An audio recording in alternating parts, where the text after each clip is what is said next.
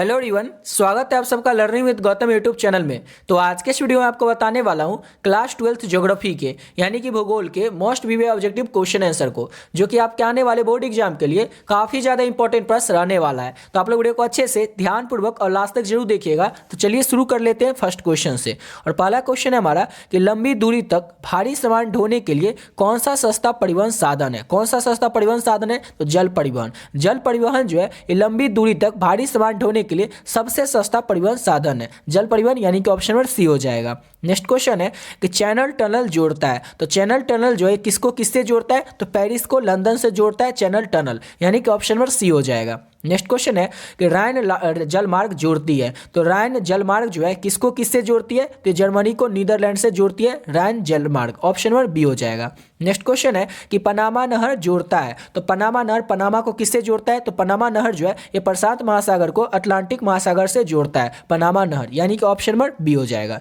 Next question है कि विश्व का सबसे लंबा झील जलमार्ग कौन है? तो विश्व का यानी कि पूरे वर्ल्ड का सबसे लंबा झील जलमार्ग जो है वो कौन सा है? तो ग्रेट लेक्स सेंट लॉरेंस जलमार्ग। ग्रेट लेक्स सेंट लॉरेंस जलमार्ग जो है इस विश्व का सबसे बड़ा लंबा झील मार्ग है, ऑप्शन नंबर डी हो जाएगा। अगला क्वेश्चन है कि संदेशों का आदान प्रदान कहलाता है। तो संदेशों का जो आदान प्रदान होता है वो संचार कहलाता है, यानी कि ऑप्शन नंबर डी हो जाएगा। नेक्स्ट क्वेश्चन है कि निम्नलिखित दक्षिणी अमेरिकी देशों में से कौन ओपेक का सदस्य है? ओपेक का सदस्य इस चार ऑप्शन में से आपको बताने की कौन है? तो वेनेजुएला जो है ये ओपेक का सदस्य देश है, यानी कि ऑप्शन नंबर डी हो जाएगा। याद रखिएगा ओपेक का सदस्य देश कौन है दक्षिणी अमेरिका देशों में से? तो वेनेजुएला है। अगला क्वेश्चन है हमारा कि विश्व का सबसे बड़ा तृतीय क्रियाकलाप कौन सा है? तो शिक्षण जो है ये विश्व का यानी कि वर्ल्ड का सबसे बड़ा तृतीय क्रियाकलाप है, यानी कि ऑप्शन में डी हो जाएगा शिक्षण। अगला क्वेश्चन है कि भारत में जल संसाधनों से संबंधित समस्या है। तो भारत में जल संसाधनों से संबंधित कौन सी समस्या है? तो वितरण की समस्या, उपलब्धता की समस्या और गुणवत्ता की समस्या, यानी ऑप्शन डी हो जाएगा। उपयुक्त सभी समस्याएं हैं भारत में जल संसाधनों से संबंधित, ऑप्शन में डी हो जाएगा। नेक्स्ट क्वेश्चन है कि इनमें से कौन पशु आधारित उद्योग से संबंधित है? चार ऑप्शन में से आपको बताना है कि कौन जो है वो पशु आधारित उद्योग से संबंधित है। तो आप लोग को पता ही होगा कि ऊन जो है ये पशु आधारित उद्योग से संबंधित है, यानी कि ऑप्शन नंबर सी हो जाएगा ऊन। अगला क्वेश्चन है कि रबर किस प्रकार की कृषि की उपज है? रबर जो होता है ये रोपण कृषि की उपज होता है, यानी कि ऑप्शन नंबर ए हो जाएगा। रबर जो है रोपण कृषि है। अगला क्वेश्चन है हमारा नेक्स्ट क्वेश्चन कि अंगूर की खेती को कहा जाता है। तो अंगूर की खेती को क्या कहा जाता है? तो विटीकल्चर कहा जाता है अंगूर की खेती को, ऑप्शन नंबर ए हो जाएगा। नेक्स्ट क्वेश्चन है हमारा कि इनमें से कौन शुष्क कृषि से संबंधित है? शुष्क कृषि से कौन संबंधित है? तो बाजरा जो है शुष्क कृषि से संबंधित है, ऑप्शन नंबर बी हो जाएगा। नेक्स्ट क्वेश्चन है हमारा कि इनमें से कौन चलवासी पशुचारण से संबंधित है? तो इनमें से कौन से है जो चलवासी पशुचारण से संबंधित है? तो देखिए लामा, याक और रेनडियर ये तीनों जो है चलवासी पशुचारण से संबंधित है, यानी कि ऑप्शन नंबर डी हो जाएगा। इनमें से सभी ये सभी जो है ये चलवासी पशुचारण से संबंधित है, ऑप्शन नंबर डी हो जाएगा। और देखिए अभी तक आप लोग इस पीडीएफ को नहीं लेता, आप लोग इस पीडीएफ को ले सकते हैं। ऑलरेडी बहुत सारे बच्चे जो इस पीडीएफ को ले चुके हैं, जो लोग इस पीडीएफ को ले लिए वो लोग वीडियो को थोड़ा स्किप करके वीडियो को थोड़ा आगे करके देख लीजिएगा। और जो लोग अभी तक इस पीडीएफ को नहीं लिए उनको बता देते इस पीडीएफ को किस तरह से लेना है और पीडीएफ को पढ़ करके बहुत ही कम समय में किस तरह से बढ़िया नंबर आप लोग ला सकते हैं।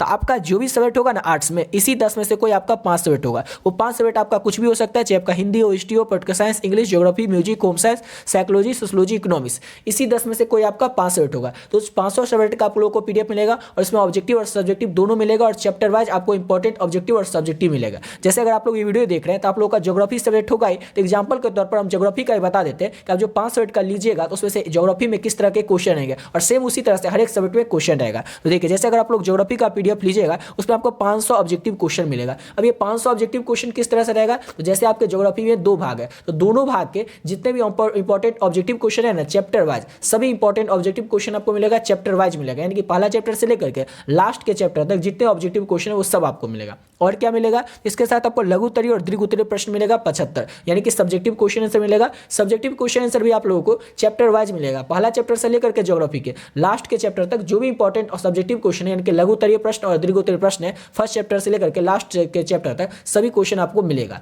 इसके साथ साथ आपका जो भी 5 सब्जेक्ट होगा ना उसका 5 सब्जेक्ट का पीडीएफ मिलेगा और पीडीएफ का जो प्राइस है वो सिर्फ और सिर्फ 25 रुपया ही रखें। अब पूछेगा इतना कम क्यों है? क्योंकि 5 सब्जेक्ट का दे रहे हैं और सिर्फ आपसे 25 रुपया ही ले रहे हैं। तो वो क्यों ले रहे हैं इतना कम? क्योंकि इसलिए ले रहे हैं ताकि हर एक बच्चा इतना कम जो रहेगा हर एक बच्चा इस पीडीएफ को ले सकेगा और इसको पढ़ करके हर एक बच्चा हर एक स्टूडेंट जो रहेगा जो मेरा वीडियो देखता है वो अच्छा से अच्छा नंबर ला सकेगा। समझ गए? इसी इस पीडीएफ का जो प्राइस है वो सिर्फ और सिर्फ 25 रुपया ही रखें। और लेना किस तरह से? तो ये देखिए ये नंबर है 7903820891। इस नंबर पर आप लोग फोन पे, गूगल पे, पेटीएम कुछ भी कर सकते हैं। जैसे ये नंबर आप लोग फोन पे, गूगल पे या पेटीएम में डालिएगा, नाम आ जाएगा गौतम कुमार। तो उसमें आपको क्या करना है, 25 रुपये डाल देना और इसका स्क्रीनशॉट लेकर के आप लोग को इसी नंबर के व्हाट्सएप पे भेज देना और अपना सब्जेक्ट बता देना। आपका जो भी सब्जेक्ट होगा सब्जेक्ट बताइएगा, ऐसा नहीं कि आर्ट्स लिख दीजिएगा। जो भी आपका 5 सब्जेक्ट होगा उस 5 सब्जेक्ट का नाम बताइएगा, इसका पीडीएफ जो है वो आप लोग को मिल जाएगा। समझ गए? तो इस तरह से आपको पीडीएफ लेना है और इस पीडीएफ को लेकर के ना आप लोग बहुत ही कम समय में अपनी तैयारी को कर सकते हैं। आपके मन में यही सवाल होगा, अभी तो बहुत कम टाइम बचा हुआ, पीडीएफ को लेकर हम कर ही क्या लेंगे, कैसे तैयारी करेंगे, तो होगा ही नहीं, इससे कैसे कर लेंगे। तो देखिए इसमें क्वेश्चन आपको 500 क्वेश्चन ऑब्जेक्टिव का, 75 सब्जेक्टिव का है।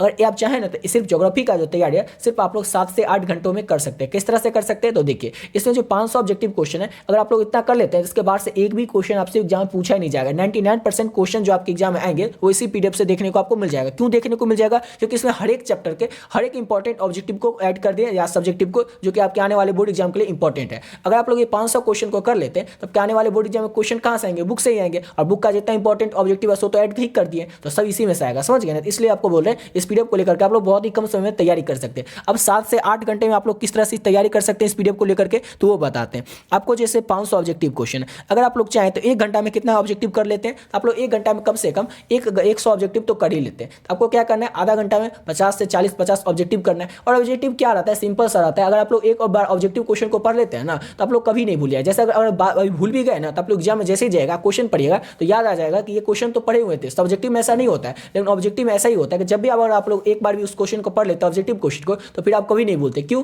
क्योंकि उसमें ऑप्शन दिया रहता है और ऑप्शन जो रहता है आंसर आपके सामने फिर से सेम वही क्वेश्चन आ जाता है। और सब्जेक्टिव क्वेश्चन में क्या होता है कि सिर्फ आप क्वेश्चन पढ़ते हैं और आंसर पढ़ते हैं, लेकिन एग्जाम में जाते हैं तो सिर्फ आपके नजर के सामने क्वेश्चन रहता है। लेकिन ऑब्जेक्टिव में क्या होता है, आंसर भी आपके सामने ही रहता है, इसलिए आप कभी ऑब्जेक्टिव को भूल ही नहीं पाते। अगर आप लोग एक बार ऑब्जेक्टिव को पढ़ लीजिएगा तो फिर भूल ही नहीं पाते। इसलिए आप बोल रहे हैं कि आप आधा घंटा में कम से कम 50 क्वेश्चन कर लेंगे और आधा घंटा में कम से कम 5 से 7 क्वेश्चन तो सब्जेक्टिव का आप लोग कर ही लेंगे तैयार। तो इस तरह से अगर आप लोग कर लेते हैं 1 घंटा में तो आपके 5 से 6-7 घंटा में क्या हो जाएगा, पूरा जो ज्योग्राफी है वो कंप्लीट हो जाएगा। अब एक दिन में आप लोग बैठ के 7-8 घंटा पढ़ लीजिए या फिर आप लोग रोज जो है 1-1 घंटा पढ़ करके इसको कंप्लीट कर दीजिए। जैसे भी चाहे तो आप लोग इस पीडीएफ को लेकर के आप लोग कंप्लीट कर सकते हैं, लेकिन एक सब्जेक्ट को आपको कंप्लीट करने में ज़्यादा आप लोगों को 7 से 8 घंटे का समय लगेगा। और ये 7 से 8 घंटा अगर आप लोग दे देते हैं ना, सिर्फ 7 से 8 घंटा रोज 1-1 घंटा पढ़ लीजिए या फिर एक दिन में 7-8 घंटा पढ़ लीजिए, तो आपके आने वाले बोर्ड एग्जाम में बहुत ही अच्छे नंबर आएंगे ज्योग्राफी में। और सब सब्जेक्ट में आप लोग बढ़िया नंबर लाना चाहते हैं, ओवरऑल पूरा अच्छा नंबर लाना चाहते हैं, तो आप लोगों को हर एक सब्जेक्ट पे 7 से 8 घंटा देना पड़ेगा। किसी सब्जेक्ट पे थोड़ा कम भी है तो फिर किसी सब्जेक्ट पे थोड़ा ज़्यादा भी है। जैसे अगर आप लोग थोड़ा पॉलिटिकल साइंस होगा, साइकोलॉजी होगा, तो उस पर थोड़ा 1-2 घंटा ज़्यादा, जैसे 8-9 घंटा पढ़ लीजिएगा। इस तरह से अगर आप लोग ध्यान देते हैं तो आपके सभी सब्जेक्ट में जो बहुत ही बढ़िया नंबर देखने को मिल जाएगा। क्यों मिल जाएगा? क्योंकि आप बहुत ही कम समय में बहुत ही बढ़िया तरीके से तैयारी कर चुके होंगे और सभी क्वेश्चन को, जितना भी क्वेश्चन है सभी को कर ही चुके होंगे, जो कि आपके आने वाले बोर्ड एग्जाम में आएगा। तो आपका क्वेश्चन आएगा कहाँ से, इसी में से आएगा। इसलिए आप लोग सभी क्वेश्चन को अच्छे से प्रैक्टिस कर सकते हैं बहुत ही कम समय में इस पीडीएफ को लेकर के। तो अब बहुत सारे बच्चे ऑलरेडी इस पीडीएफ को ले चुके हैं, आप लोग भी चाहें तो आप लोग भी ले सकते हैं। ठीक है, तो बढ़ते अपने अगले क्वेश्चन की ओर। और अगला क्वेश्चन है हमारा कि फूलों की कृषि कहलाती है। तो फूलों की जो कृषि होती है वो क्या कहलाती है? 4 ऑप्शन में से आपको बताना है कि फूलों की जो कृषि होती है वो कहलाती क्या है। तो फूल की कृषि कहलाती है रोपण कृषि, पुष्पोत्पादन कृषि। ऑप्शन नंबर डी हो जाएगा। फूलों की जो कृषि होती है वो पुष्पोत्पादन कृषि कहलाती है। ऑप्शन क्या हो जाएगा? तो ऑप्शन इसका डी हो जाएगा।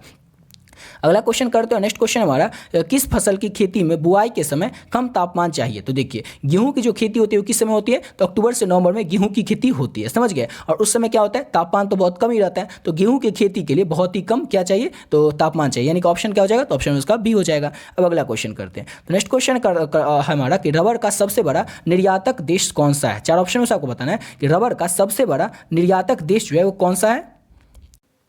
तो मलेशिया जो है ये रबर का सबसे बड़ा निर्यातक देश है। यानी कि ऑप्शन में इसका डी हो जाएगा मलेशिया। मलेशिया जो है पूरे वर्ल्ड में रबर का सबसे बड़ा निर्यातक देश है। ऑप्शन में डी हो जाएगा। अगला क्वेश्चन है, कृषि के अंतर्गत हम इनमें से किसे लेते हैं? कृषि के अंतर्गत ना हम इनमें से किसे लेते हैं? तो देखिए फल उत्पादन को भी, यानी कि फल भी उत्पादन करते हैं कृषि के अंतर्गत ही। पशुपालन को भी हम कृषि के अंतर्गत ही लेते हैं और मत्स्य उत्पादन को भी हम लोग कृषि के अंतर्गत ही लेते हैं। यानी कि ऑप्शन डी हो जाएगा। इनमें से सभी ये सभी चीज़ों को हम लोग कृषि के अंतर्गत ही लेते हैं। ऑप्शन में डी हो जाएगा।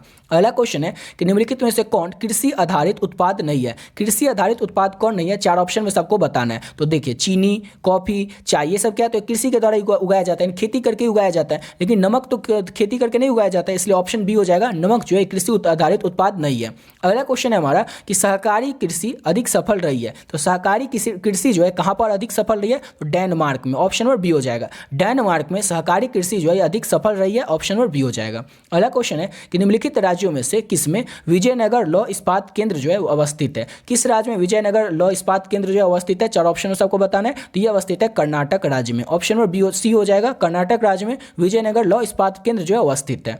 अगला क्वेश्चन है हमारा कि बोकारो इस्पात केंद्र किस राज्य में स्थित है? तो बोकारो इस्पात केंद्र जो है वो स्थित है झारखंड में। ऑप्शन नंबर सी हो जाएगा, बोकारो इस्पात केंद्र जो है झारखंड राज्य में स्थित है। अगला क्वेश्चन है झरिया कोयला क्षेत्र किस राज्य में स्थित है? तो झरिया कोयला क्षेत्र जो है ये भी झारखंड में ही स्थित है। याद रखिएगा, बोकारो और झरिया कोयला क्षेत्र जो है या फिर बोकारो इस्पात केंद्र ये सब कहाँ पे स्थित है? तो झारखंड में ही स्थित है। अगला क्वेश्चन है कि जमशेदपुर किस प्रकार का नहर है? नगर है, नहर नहीं नगर है। तो ये जमशेदपुर जो है ये औद्योगिक नगर के नाम से जाना जाता है। जमशेदपुर ऑप्शन नंबर ए हो जाएगा, औद्योगिक नगर है। अगला क्वेश्चन है निम्नलिखित में से कौन सा राज्य नरोरा नाभिकीय ऊर्जा संयंत्र से संबंधित है? कौन सा राज्य जो है वो नरोरा नाभिकीय संयंत्र ऊर्जा से संबंधित है? कौन सा राज्य संबंधित है? तो उत्तर प्रदेश राज्य। ऑप्शन नंबर बी हो जाएगा, उत्तर प्रदेश राज्य जो है ये नरोरा नाभिकीय ऊर्जा संयंत्र से संबंधित है। ऑप्शन नंबर बी हो जाएगा।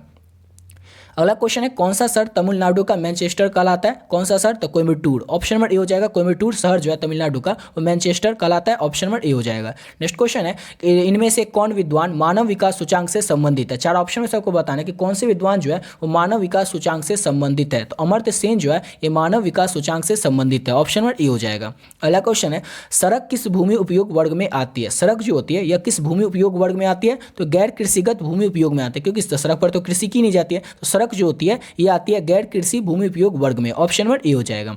अगला क्वेश्चन है कि निम्नलिखित में से कौन पूर्व मध्य रेलवे मंडका का मुख्यालय है? पूर्व रेल मंडका का मुख्यालय कहाँ पे है? तो हाजीपुर में स्थित है पूर्व रेल मध्य का मुख्यालय। ऑप्शन नंबर डी हो जाएगा। अगला क्वेश्चन है हमारा कि निम्नलिखित राज्यों में से किस में विजयनगर लौह इस्पात केंद्र अवस्थित है? ये तो ऊपर ही देख लेते, ये स्थित है कर्नाटक में। ऑप्शन नंबर सी हो जाएगा।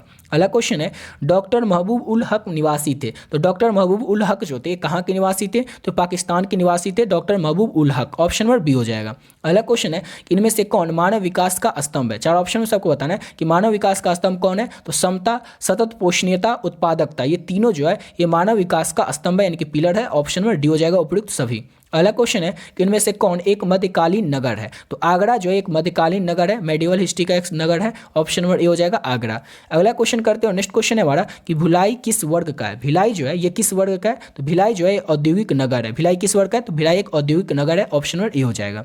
अगला क्वेश्चन है उदयपुर किस राज्य में स्थित है? उदयपुर जो है किस राज्य में स्थित है? तो उदयपुर राजस्थान राज्य में स्थित है। ऑप्शन नंबर डी हो जाएगा। इसी के साथ वीडियो पे कंप्लीट करते हैं। आशा करता हूँ आप लोग को वीडियो अच्छा लगा होगा और आप लोग को पीडीएफ के बारे में बता ही दिए कि आप लोग भी चाहें तो इस पीडीएफ को ले सकते हैं सिर्फ और सिर्फ 25 रुपये में। ठीक है, और किस तरह से लेना है वो भी बता दें। इसमें आपको 500 सेट का पीडीएफ मिलेगा, जो भी आपका 500 सेट होगा। ये नंबर है 7903820891। इस नंबर पर आप लोग फोन पे, गूगल पे, पेटीएम कुछ भी करके इस पीडीएफ को ले सकते हैं, जिसमें कि आपको 500 सेट का पीडीएफ मिलेगा, जो भी आपका 500 सेट होगा। आशा करता हूँ आप लोग को वीडियो अच्छा लगा होगा। तो मिलते हैं नेक्स्ट वीडियो में नए वीडियो के साथ।